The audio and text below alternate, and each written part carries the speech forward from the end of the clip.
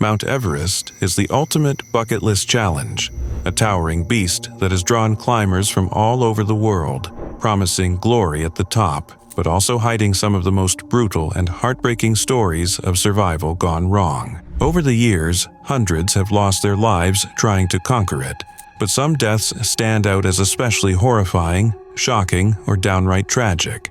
Whether it's due to extreme weather, human error, or the sheer ruthlessness of the mountain, these stories remind us that Everest doesn't care how strong, rich, or determined you are. Here are 5 of the worst deaths in Everest's history. Gruesome, haunting, and unforgettable.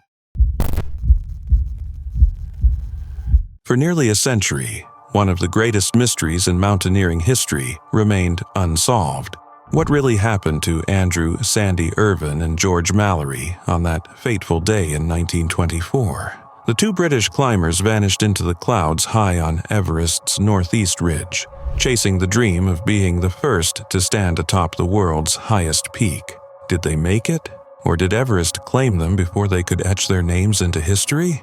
Mallory's body was found in 1999, lying frozen in time at 8,155 meters, 26,755 feet. His skin still ghostly white from decades in the ice.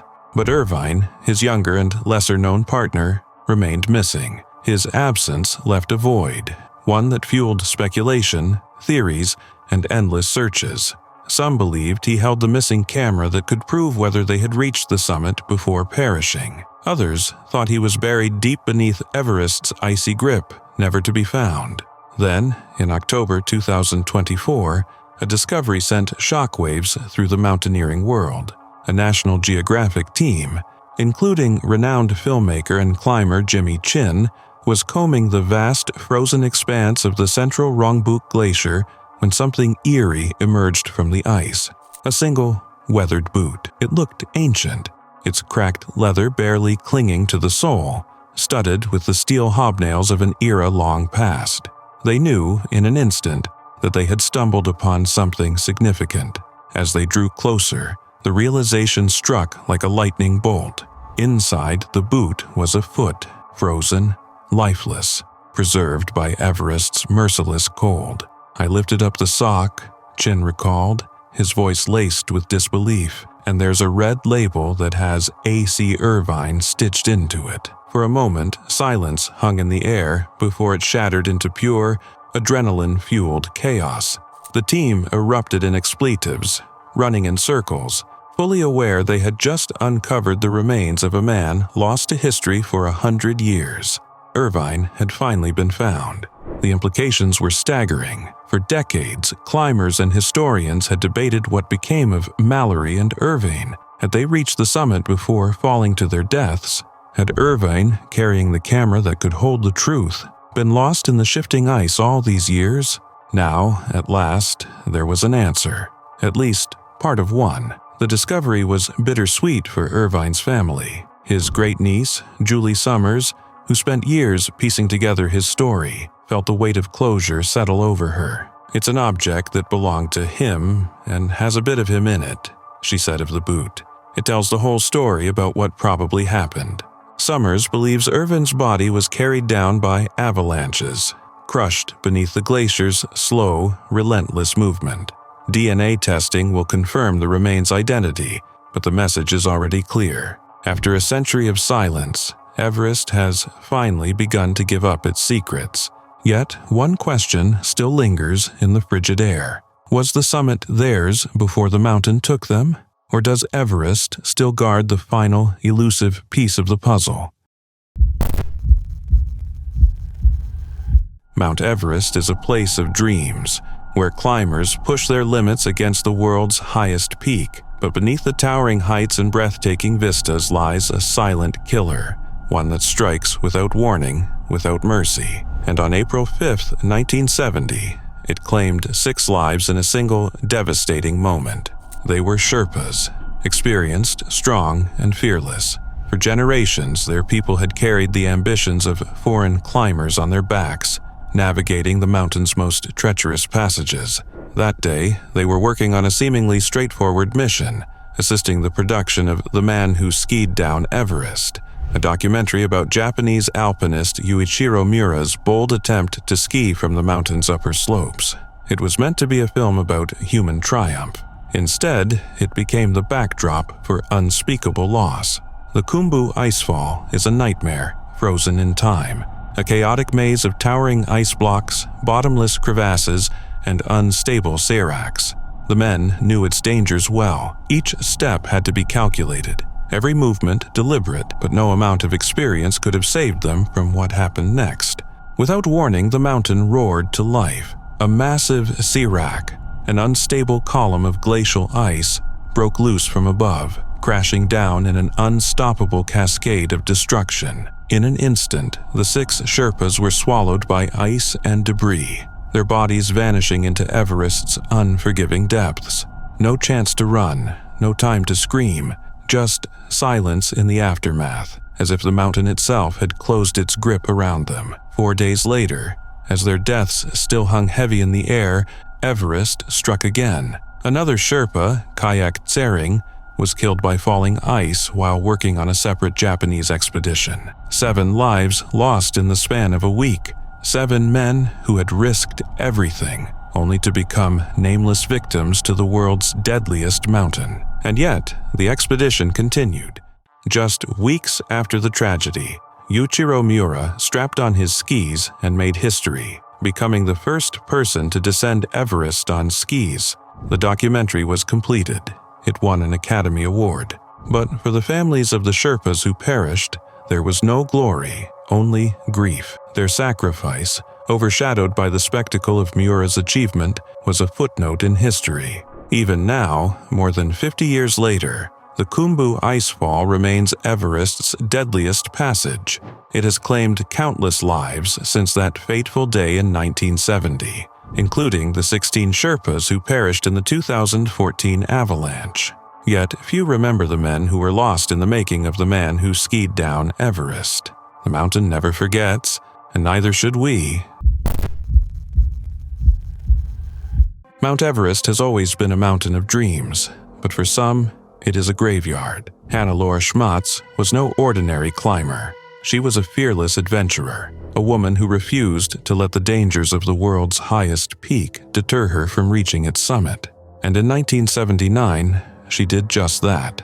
But Everest was not finished with her. What was supposed to be a moment of triumph turned into a slow, merciless death in the thin air of the death zone. For years, her body remained there, eyes open, hair frozen in the wind, watching as others passed by, a grim warning of what happens when the mountain decides it will not let you go. Hannelore Schmatz and her husband Gerhard lived for the mountains.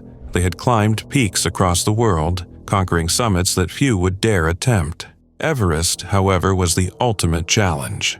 In the fall of 1979, they set out on the expedition that would change everything. The climb was brutal. A relentless blizzard battered the team as they made their way up the mountain. They pushed through exhaustion, cold, and uncertainty. When Gerhard and his group reached the top on October 1st, they descended safely, but Hannelore was still waiting for her chance. On October 2nd, she made her move. Against her husband's warnings that the weather was turning dangerous, she and her team set off for the summit at dawn. The wind howled, the snow thickened, but they pressed on. Hours later, at around 1:30 p.m., Hannelore Schmatz stood at the top of the world. She had done it. But Everest does not reward ambition, it punishes it. Descending from the summit, exhaustion set in fast. Hannelore and her teammate, Swiss-American climber Ray Genet, found themselves struggling against the brutal cold. Their bodies were failing, their oxygen was running out. Night was falling, and they were still in the death zone, where human life cannot last for long.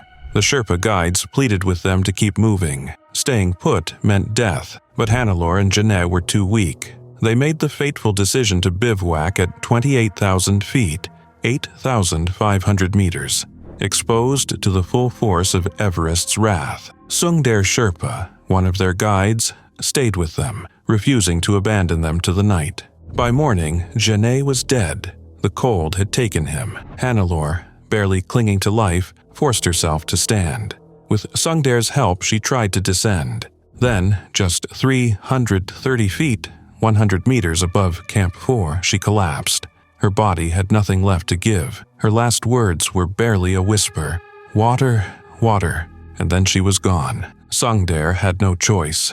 He left her there and descended alone, frostbitten and broken. He survived, but barely. The mountain had taken its price. Hannelor's body remained exactly where she fell, frozen in place, her backpack still strapped to her, her eyes open as if she were still watching the climbers passing by. For years, she became a landmark, a chilling, silent warning to those who dared to challenge Everest.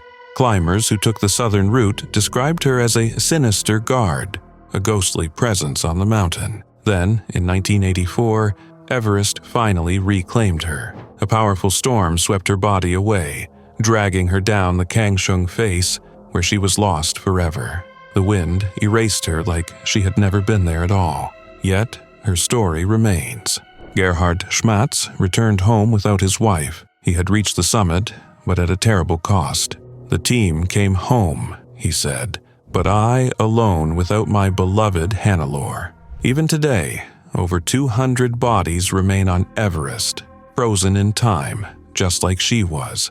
Everest does not forgive, Everest does not forget, and those who climb it must always remember the price of ambition.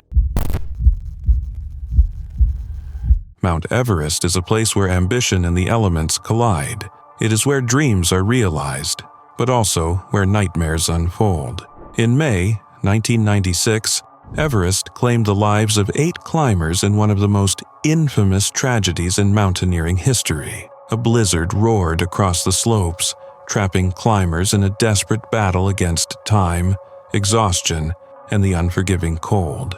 Some would never make it down. What should have been the ultimate triumph turned into a chilling descent into chaos, a disaster that would expose the dangers of Everest's commercialization and haunt the survivors forever. May 10, 1996, the summit loomed above as climbers from multiple expeditions pushed forward, each step a test of will against the mountain's brutal conditions. The Adventure Consultants team, led by the experienced Rob Hall, and the Mountain Madness team, led by the charismatic Scott Fisher, were among those chasing their Everest dreams that day. But the mountain had other plans. The push to the summit was delayed. Traffic jams clogged the Hillary Step, a narrow, treacherous section just below the peak. Precious minutes slipped away. Oxygen levels dropped. The weather shifted, and then it struck. A storm, unlike anything they had prepared for, came raging down from the heavens, swallowing the upper slopes in darkness, whiteouts, and howling winds. The descent became a fight for survival. The wind screamed at over 70 miles per hour. Temperatures plunged to minus 40 degrees Fahrenheit, minus 40 degrees Celsius. Visibility was non-existent.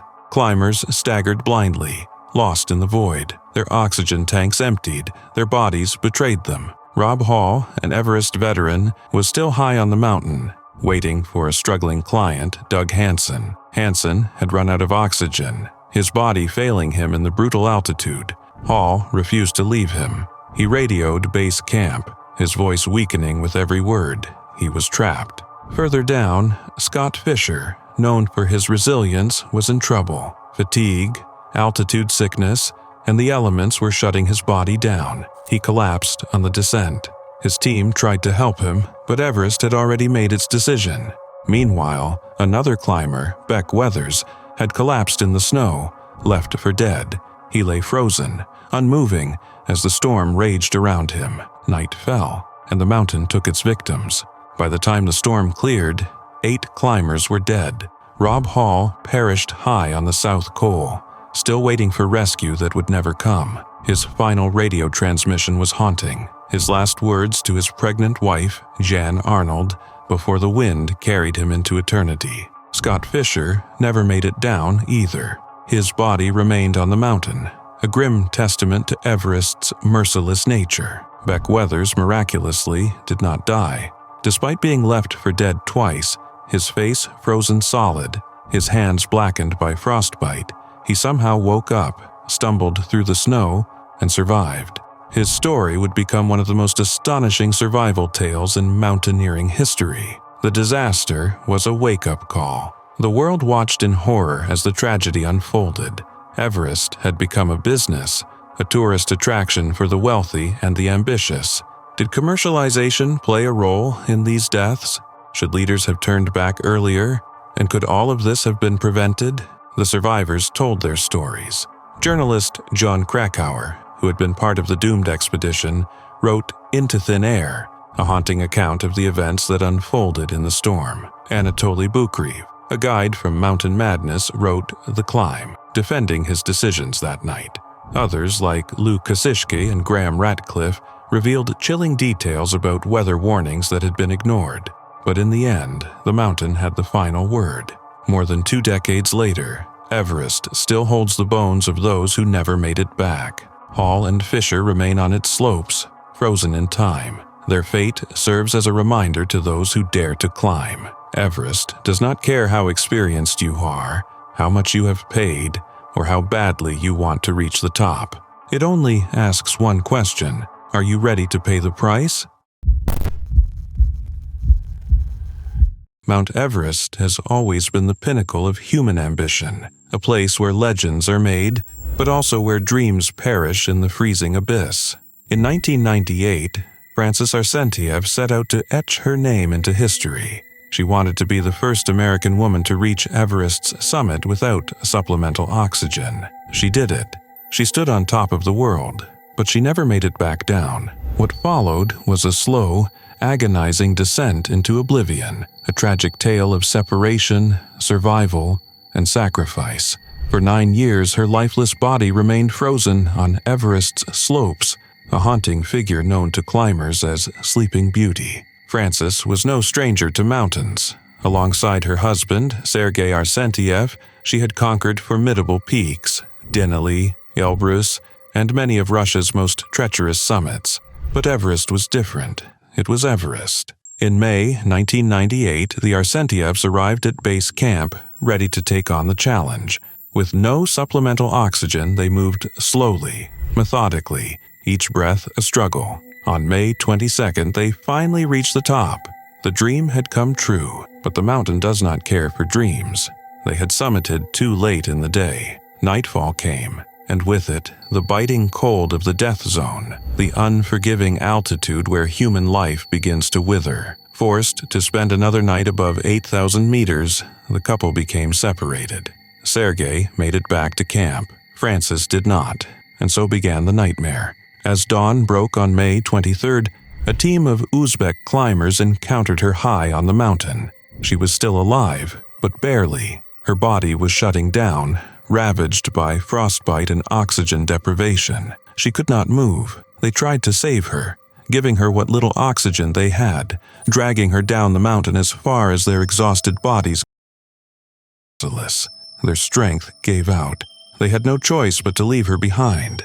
That evening, as they descended to camp, they saw Sergei. He was climbing back up, carrying oxygen, medicine, whatever he could. He would not abandon his wife. He would not let Everest take her. It was the last time anyone saw him alive. On May 24th, British climber Ian Woodall and South African Cathy O'Dowd were making their summit push when they stumbled upon Frances. She was still there, still alive. Her voice was weak, her words barely more than whispers carried by the wind. "Don't leave me." But there was nothing they could do. Her body was too far gone. The elements were too vicious. She was trapped in the death grip of Everest.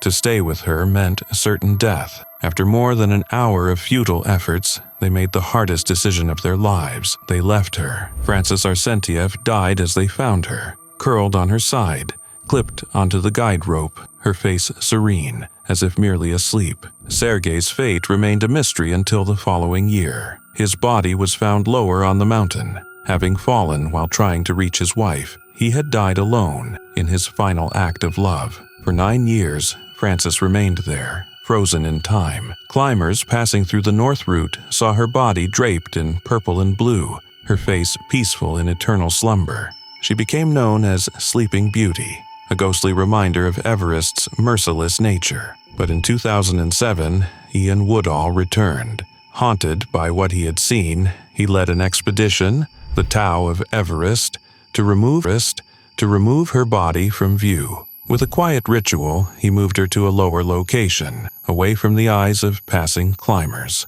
Francis Arsenyev was finally given some semblance of rest. Everest remembers all who have dared to challenge it. Some conquer it, some never leave. Francis and Sergei Arsenyev lie somewhere on its icy slopes, bound together in death as they were in life. Their story is not just one of tragedy, but of love, devotion, and the relentless will to survive. Even now, as climbers ascend the world's highest peak, their ghosts whisper in the wind.